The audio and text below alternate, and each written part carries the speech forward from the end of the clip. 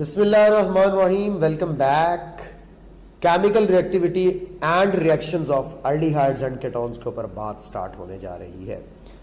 जैसे ये discussion start होगी तो एक सबसे इंपॉर्टेंट चीज जो आप लोगों को यहाँ पे बतानी है, जो आप लोगों ने सीखनी है, उसके अंदर हम लोग ये देखेंगे कि यहाँ पे दो तरह के एटम्स हमें नजर आएंगे कार्बोनाइल ग्रुप के अंदर।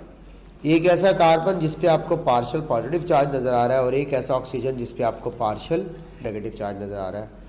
इसका मतलब ये है कि ये कार्बोनाइल ऑक्सीजन है और ये कार्बोनाइल कार्बन है।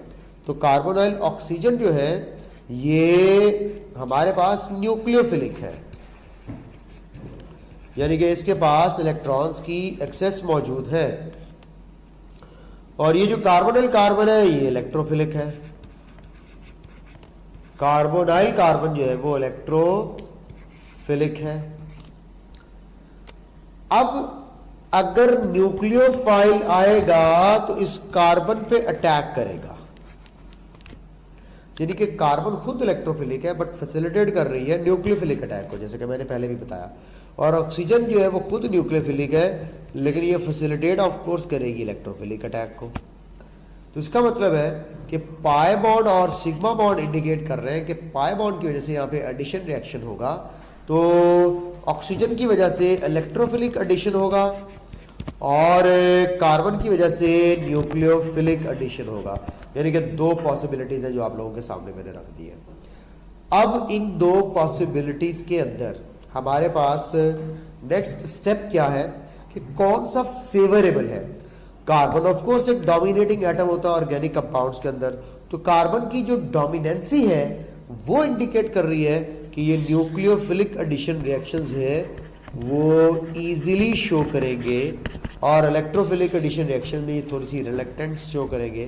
तो रिलक्टेंटली जो है हमारे पास इलेक्ट्रोफिलिक एडिशन हो रही होगी और इजीली जो है या स्मूथली जो है वो न्यूक्लियोफिलिक एडिशन हो रही होगी। तो ये दो टाइप के जो रिएक्शंस है कार्बोनाइल कंपाउंड्स के, ये आप लोगों के साथ जो है वो मैंने शेयर किए और इनको अब आप लोग अपने सामने जो है वो रखें। अब हमने अपने सिलेबस में of course nucleophilic addition reactions को पढ़ना है, तो ये आपके सामने जो मैंने सारी बातें भी की हैं वो शेयर कर दी हैं कि सिग्मा और पाई बॉन्ड है, एडिशन रिएक्शन शो करेगा, ऐड कर लेता मोस्टली रिएजेंट्स को अपने अंदर, न्यूक्लियोफाइल और इलेक्ट्रोफाइल दोनों के अटैक को जो है वो फेवर करेगा depending upon carbon and oxygen. तो न्यूक्लियोफिलिक एडिशन रिएक्शन जनरली इसलिए शो करते हैं कि ऑफ कोर्स हमारे पास जो है वो negative part of nucleophilic reagent carbonyl carbon के साथ कंबाइन होता है और कार्बोनाइल कार्बन डोमिनेटिंग कार्बन है। ये रिएक्शन बेटे एसिड कैटालाइज भी हो सकते हैं और बेस कैटालाइज भी हो सकते हैं। बेस कैटालिस्ट इंक्रीज करता है nucleophilic character of the reagent और एसिड कैटालिस्ट इंक्रीज करता है electrophilic character of the carbonyl carbon. ये दो पॉइंट्स आप लोग यूं समझ लो कि पेपर के आने वाले बहुत इंपॉर्टेंट एमसीक्यूज के दो पॉइंट्स हैं। अब आपको ये दो पॉइंट्स एक्सप्लेन करने जाऊंगा अभी थोड़ी देर में कि एसिड कैटालिस्ट कैसे इंक्रीज करता है इलेक्ट्रोफिलिक कैरेक्टर और बेस कैटालिस्ट कैसे इंक्रीज करता है न्यूक्लियोफिलिक कैरेक्टर। ये सारी चीजें आप लोगों को अब मैं समझाने लगा हूं, ठीक है। लेकिन उससे पहले मैं आप लोगों को एक ऑर्डर बता दूं, रिएक्टिविटी ऑर्डर याद रख लीजिएगा। रिएक्टिविटी ऑर्डर में कि अल्डिहाइड्स मोर रिएक्टिव होते हैं as compare to ketones during nucleophilic addition reactions. Reason आपको पता ही है कि अल्डिहाइड्स के अंदर स्टेरिक हिंड्रेंस का फैक्टर नहीं होगा, नन्हे मुन्ने छोटे छोटे हाइड्रोजन्स होंगे, न्यूक्लियोफाइल बासानी अटैक कर सकता होगा। लेकिन जैसे ही आप लोग जो है वो अल्काइल ग्रुप अटैच कर दोगे, कार्बन नंबर बढ़ाते जाओगे, अल्काइल ग्रुप का साइज बढ़ाते चले जाओगे, एक तो स्टेरिक हिंड्रेंस बढ़ती है, दूसरा आपको पता है अल्काइल ग्रुप इलेक्ट्रॉन डोनेटिंग होते हैं। जब अल्काइल ग्रुप इलेक्ट्रॉन डोनेटिंग होते हैं तो वो कार्बोनाइल कार्बन के जो इलेक्ट्रोफिलिसिटी है उसको कम कर देते हैं। क्यों? कार्बोनाइल कार्बन न्यूक्लियोफाइल से इलेक्ट्रॉन लेने के लिए रिएक्ट कर रही थी।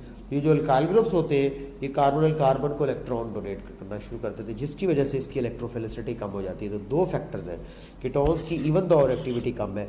तो पहला फैक्टर मैं आपको बता रहा हूँ, स्टेरिक हिंड्रेंस की वजह से न्यूक्लियोफाइल को रुकावट होती है, ठीक है। दूसरा फैक्टर मैं आप लोगों को जो बता रहा हूँ यहाँ पे वो आप लोगों के पास होगा कि alkyl group electron donating groups होते हैं, ये कार्बोनाइल कार्बन को इलेक्ट्रॉन डोनेट करके इसकी इलेक्ट्रोफिलिसिटी को कम कर देते हैं। तो डिक्रीज इलेक्ट्रोफिलिसिटी, डिक्रीज इलेक्ट्रोफिलिसिटी, तो ये इलेक्ट्रोफिलिसिटी को जो है वो डिक्रीज कर देते हैं। तो ये दो बातें आपने अच्छे तरीके से ज़हन में रखनी है, ठीक है बेटा। अब आगे देखिए आप लोगों के सामने यहाँ पे जो चीज़ या जो बात मैं रखने लगा हूँ वो क्या है कि फॉर्मेल्डिहाइड, एसिटल्डिहाइड, एसीटोन, ये एक्टिविटी ऑर्डर। और फिर बच्चे कहते हैं सर एरोमेटिक का भी तो बता दें। ये देखो aromatic aldehyde, aromatic and aliphatic दोनों अल्डिहाइड्स और दोनों एरोमेटिक कीटोन्स के हवाले से बात कर रहे हैं, यानी कि यहाँ पे भी अल्डिहाइड्स है।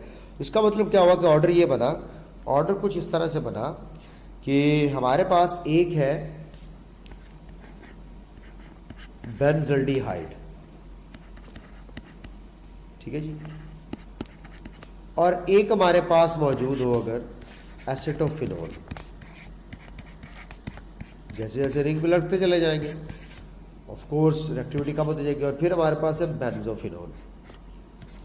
तो अगर आपसे इनके दरमियान रिएक्टिविटी ऑर्डर पूछे तो उम्मीद है आप बता सकते होंगे कि ये बेंजल्डिहाइड एक तरफ हाइड्रोजन है तो कार्बोनिल कार्बन पर बासानी अटैक हो पाता है। और वैसे भी अल्डिहाइड्स के अंदर जो है वो ये जो रेजोनेंस स्टेबलाइजेशन हो जाती है, जो पाई इलेक्ट्रॉन्स है ये घूमने फिरने के लिए चले जाते हैं या रिंग के पास, इस वजह से रिएक्टिविटी कम हो जाती है। अब जितने रिंग हो गए उतने इनके घूमने फिरने का चांस है वो ज़्यादा हो जाएगा। घुमाते घुमाते घुमाते कहीं रिंग से बाहर पहुँचेंगे तो ऑफ कोर्स रिएक्शंस के लिए अवेलेबल होंगे पाई इलेक्ट्रॉन्स को, एडिशन रिएक्शन होना है। तो इसका मतलब यही हुआ कि एलिफेटिक पहले आएगा, एलिफेटिक अल्डिहाइड्स, फिर आएंगे हमारे पास एलिफेटिक कीटोन्स, फिर हमारे पास आएगा एरोमेटिक अल्डिहाइड्स, फिर हमारे पास आएगी एरोमेटिक कीटोन्स। तो ये ऑर्डर जो है ये रिएक्टिविटी का आपके सामने मैंने रख दिया। पहले एलिफेटिक अल्डिहाइड्स एंड कीटोन्स, फिर एरोमेटिक अल्डिहाइड्स एंड कीटोन्स, ये इनकी रिएक्टिविटी का ऑर्डर आप लोगों के सामने मैंने डिस्प्ले किया। एक और भी बड़ी मज़ेदार बात आपको बता दूं, पेपर में सवाल आ सकता है कि अगर हैलोजन्स लगा दिए जाए एल्काइल ग्रुप में फिर रिएक्टिविटी का ऑर्डर क्या होगा। तो फिर आपको पता होना चाहिए जितना ज़्यादा हाई इलेक्ट्रोनेगेटिविटी का हैलोजन होगा उतनी इलेक्ट्रॉन डेंसिटी अपनी तरफ खींचेगा, जिसकी वजह से इस कार्बन की इलेक्ट्रोफिलिसिटी में इजाफा हो जाएगा तो रिएक्टिविटी भी बढ़ जाएगी। तो increasing electrophilicity of carbonyl carbon results in the increase in the rate of the reaction towards the nucleophiles. तो ये फ्लोरीन, क्लोरीन, ब्रोमीन और आयोडीन के अंदर भी एक रिएक्टिविटी ऑर्डर आपको बता दिया कि अगर आप अल्डिहाइड्स या कीटोन्स वगैरह के अंदर हैलोजन्स लगा देते हैं तो फ्लोरीन का इलेक्ट्रॉन विदड्रॉइंग इफेक्ट कार्बन की इलेक्ट्रोफिलिसिटी को बढ़ाकर रिएक्शन को स्पीड अप कर देता है, ठीक है। तो ये एक रिएक्टिविटी की इंपॉर्टेंट आप लोगों को बात बता दी, एरोमेटिक का भी बता दिया। तो टाइप ऑफ रिएक्शंस जो अल्डिहाइड्स और कीटोन्स के हम लोगों ने पढ़ने हैं उसमें किस किस टाइप के रिएक्शंस होते हैं। तो बेटे एक तो अभी हम लोगों ने बात बार बार कर ली, न्यूक्लियोफिलिक एडिशन रिएक्शंस होते हैं। दूसरा हम लोग इसके रिएक्शंस पढ़ेंगे ऑक्सीडेशन। तीसरा हम लोग इसके रिएक्शंस पढ़ेंगे रिडक्शन रिएक्शंस। तो न्यूक्लियोफिलिक एडिशन रिएक्शंस भी होंगे, ऑक्सीडेशन भी होंगे, रिडक्शन भी होंगे। एक होते हैं reactions due to alpha hydrogen, वो इसी न्यूक्लियोफिलिक एडिशन के अंदर हम लोग पढ़ लेंगे, वो एल्डोल कंडेंसेशन और कैनिज़ेरोस रिएक्शन की मैं बात करना चाह रहा था। ये तीन टाइप के मेजर रिएक्शंस हैं जो हमारे सिलेबस में। अब न्यूक्लियोफिलिक एडिशन रिएक्शंस भी दो तरह का है, जैसे कभी बात हुई, एक हमारे पास जो है वो एसिड कैटालाइज्ड है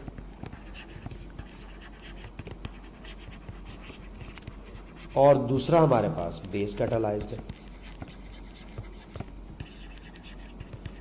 acid catalysed and base catalysed nucleophilic addition reaction, दोनों में डिफरेंस क्या है ये भी आप लोगों को बताता हूँ, ठीक है।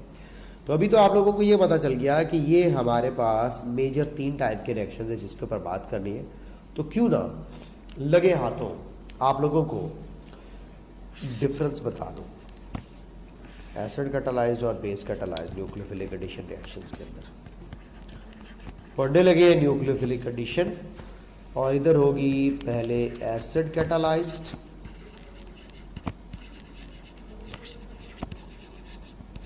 और इधर हमारे पास होगी बेस कैटालाइज्ड।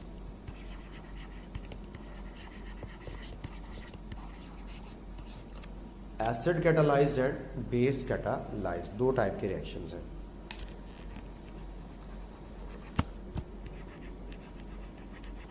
सबसे पहले नंबर पर एसिड कैटालाइज्ड ने क्या करना है, आइए जरा देखते हैं। ये आया एसिड, ये रहा आप लोगों के पास कार्बोनिल कंपाउंड। आप जरा थोड़ा सा मुलाहिजा फरमाएं, क्या मुलाहिजा फरमाएं, मुलाहिजा ये फरमाएं कि एसिड कैटलिस्ट को लपक कर अपनी तरफ पकड़ेगा कौन? ऑक्सीजन, क्योंकि वो इलेक्ट्रोफाइल के तौर पे आ रहा है। ये देखो ऑक्सीजन लपकी, हाइड्रोजन को पकड़ा और इसके रिजल्ट में देखें आपके सामने एक प्रोडक्ट बनी जो कि मैं ये बना, ऑक्सीजन इलेक्ट्रॉन डेफिशिएंट हो गई, जोड़ लिया अपने साथ हाइड्रोजन को और आपके पास अभी भी ये कार्बन पार्शियल पॉजिटिव चार्ज के साथ है जो कि एक वीक इलेक्ट्रोफिलिक कार्बन नजर आ रही है क्योंकि चार्ज इनकम्प्लीट है, पार्शियल है। ऑक्सीजन हाई इलेक्ट्रोनेगेटिव का एटम है, हाई इलेक्ट्रोनेगेटिविटी का एटम है, ज्यादा देर तक खुद को इलेक्ट्रॉन डेफिशिएंट नहीं रख सकता, इधर उधर देखेगा, इसको नजर आएंगे साथ ही पड़े हुए पाई इलेक्ट्रॉन्स और वो मन चले दीवाने मस्ताने से होते हैं, वो फौरन से ऑक्सीजन की तरफ चलेंगे कि ऑक्सीजन ने इशारा किया, लो तूने किया इशारा और हम चले आए। तो ये आप लोगों के सामने पाई इलेक्ट्रॉन्स इस वक्त ऑक्सीजन की तरफ शिफ्ट होने जा रहे हैं। जैसे ही ऑक्सीजन की तरफ शिफ्ट होंगे तो आप लोग देखिएगा कार्बन के इलेक्ट्रॉन भी ऑक्सीजन के पास पहुंचे हुए होंगे क्योंकि ऑक्सीजन की इलेक्ट्रोनेगेटिविटी ज्यादा है, ऑक्सीजन का कोटा पूरा और अब बेचारी इलेक्ट्रॉन डेफिशिएंट आपको नजर आ रही होगी कार्बन। अब इस वक्त ये शदीद वाली इलेक्ट्रोफिलिक कार्बन बन गई है। कौन सी वाली? शदीद वाली इलेक्ट्रोफिलिक कार्बन। तो ये इस वक्त वीक इलेक्ट्रोफाइल के तौर पे यहाँ पे थी, अब इस वक्त यहाँ पे बन चुकी है स्ट्रॉन्ग इलेक्ट्रोफाइल। ये स्ट्रॉन्ग इलेक्ट्रोफिलिक कार्बन आप लोगों के सामने मैंने रखती है। तो एसिड कैटलिस्ट ने क्या करना है, पेपर में आ जाए तो हम कहेंगे increase the electrophilicity of carbonyl carbon, जो पॉइंट मैं पीछे बता कर आया था। बेस कैटलिस्ट को देखते हैं कि ये क्या करता है। ये रहा OH नेगेटिव, ये एक लूला लगड़ा सा काले मुंह वाला आप लोगों के सामने न्यूक्लियोफाइल मौजूद है जो कभी तैयार नहीं हुआ, मेकअप शेकअप नहीं हुआ, वीक न्यूक्लियोफाइल है। OH नेगेटिव आता है, इसके हाइड्रोजन को अपने साथ मिलाता है और ये जो दो इलेक्ट्रॉन्स ऑफ कोर्स ये न्यूक्लियोफाइल की तरफ शिफ्ट हो जाएंगे। तो जरा गौर करें कि आपके पास जो एक वीक न्यूक्लियोफाइल था, इलेक्ट्रॉन मिलने के बाद मेकअप शेकअप होने के बाद एक स्ट्रॉन्ग न्यूक्लियोफाइल में कन्वर्ट हो गया है। तो एक वीक न्यूक्लियोफाइल की न्यूक्लियोफिलिसिटी बढ़ाकर उसको स्ट्रॉन्ग न्यूक्लियोफाइल में कन्वर्ट करना किसका काम है? बेस कैटलिस्ट का काम है। और कार्बन की इलेक्ट्रोफिलिसिटी बढ़ाना एसिड कैटलिस्ट का काम है। तो इस तरह से आप लोगों के सामने मैंने एक तरफ बेस कैटालाइज्ड रिएक्शंस बता दी और एक तरफ एसिड कैटालाइज्ड रिएक्शन बता दी। अब इनकी डिटेल पढ़नी है तो सबसे पहले base catalysed nucleophilic addition reactions को पकड़ते हैं। ये टोटल तकरीबन 6-7 के करीब आपके पास रिएक्शन यहाँ पे 6 है जो आपके सिलेबस के हैं। उसमें सबसे पहले नंबर पर रिएक्शन है हाइड्रोजन सायानाइड के साथ, जिसके रिजल्ट में आपको जो प्रोडक्ट मिलती है वो मिलती है सायानोहाइड्रिन्स। सायानोहाइड्रिन्स प्रोडक्ट होती है, ये आप लोगों ने याद रख लेनी है चीजें। दूसरे नंबर पर रिएक्शन है सोडियम बाइसल्फाइड के साथ, जिसके रिजल्ट में आप लोगों को बाइसल्फाइड अडक्ट मिलती है। बाइसल्फाइड अडक्ट, वाइट कलर के प्रेसिपिटेट्स होते हैं, बाइसल्फाइड अडक्ट। एसिड कैटालाइज्ड और बेस कैटालाइज्ड की अडक्ट सेम होती है, सिर्फ मैकेनिज्म डिफरेंट होते हैं, याद रख लीजिएगा। आपसे सवाल पूछ सकते हैं कि एसिड कैटालिस्ट और बेस कैटालिस्ट की अडक्ट सेम होती है, ये डिफरेंट, तो आप कहेंगे सेम, सिर्फ मैकेनिज्म डिफरेंट होता है। तीसरे नंबर पर जो हमारे पास acid catalyzed base catalysed nucleophilic addition reactions होंगे, उसमें ग्रिग्नॉर्ड रिएजेंट के साथ रिएक्शन RMgx, और यहाँ पे अल्कोहल्स बनती है, अगर आपको याद हो कि ना याद हो, ठीक है। चौथे नंबर पर जो रिएक्शंस है ये है एल्डोल कंडेंसेशन, और इसके रिजल्ट में एल्डोल्स बनते हैं, एल्डोल्स बनते हैं। पांचवें नंबर पर है कैनी-ज़ेरोज़ रिएक्शन, जिनके पास अल्फा हाइड्रोजन नहीं होती, तो कैनी-ज़ेरोज़ रिएक्शन। कैनी-ज़ेरोज़ रिएक्शन के रिजल्ट में आप लोगों को alcohols plus salt of acids मिलते हैं, ठीक है ना। ये सीधे सीधे MCQs हैं। और छठे नंबर पर बड़ा मशहूर मरूफ हेलोफॉर्म रिएक्शन, तो हेलोफॉर्म में जो आइडोफॉर्म बनता है वो रिएक्शन है जिसके अंदर आइडोफॉर्म की फॉर्मेशन होती है। तो ये टोटल 6 टाइप्स के nucleophilic base catalysed addition reactions हैं। इनकी अब 1 बाय 1 करके हम लोग डिटेल पढ़ेंगे। लाइक आप सबसे पहले हाइड्रोजन साइनाइड की एडिशन देखोगे, उसमें जो इंपॉर्टेंट पॉइंट्स होंगे आपको वो बताऊंगा, सोडियम बाइसल्फाइड की एडिशन के अंदर बताऊंगा और ये सारी चीज़ें। तो क्यों ना एक बिल्कुल सेपरेट वीडियो बनाऊं जो कि हो ही किसके ऊपर, base catalysed nucleophilic addition reactions के ऊपर, फिर एक सेपरेट वीडियो बने acid catalysed nucleophilic addition reactions के ऊपर, और उसके बाद फिर एक ऑक्सीडेशन और रिडक्शन की वीडियो बने, ठीक है, और एक एंड पे ऐसे रिएक्शंस की वीडियो बने जो कि अल्डिहाइड्स और कीटोन्स को डिस्टिंग्विश कर सकते हैं। इट मीन्स दैट कि मुझे अभी फर्दर मोर 4 मजीद वीडियोस बनानी है, बनाते चले जाते हैं। देखिएगा नेक्स्ट वीडियो। खुदा हाफिज़।